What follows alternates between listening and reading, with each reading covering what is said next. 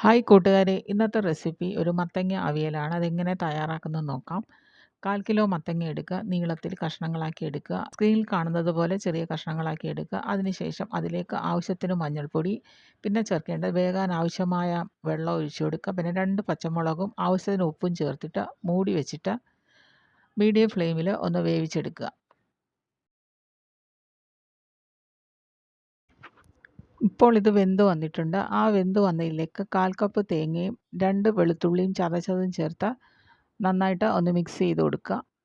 Mix ചെയ്തതിന് ശേഷം അതിലേക്ക് കുറച്ച് കറിവേപ്പിലയും കൂടെ ഇട്ട് കൊടുക്കുക. ഇതെല്ലാം നന്നായിട്ട് മിക്സ് ചെയ്യുക. കാര്യം വെള്ളമയം ഉണ്ടെങ്കിൽ ഡ്രൈ ആവണം. മിക്സ് ചെയ്തതിന് ശേഷം അതിലേക്ക് 1 ടീസ്പൂൺ വെളിച്ചെണ്ണയും ചേർത്ത് കൊടുക്കുക. തീ ഓഫ് ചെയ്യുക. നല്ല രുചികരമായ മത്തങ്ങ അവിയലാണ്. എല്ലാവരും ട്രൈ ചെയ്ത് നോക്കുമെന്ന് വിചാരിക്കുന്നു. Okay, thank you.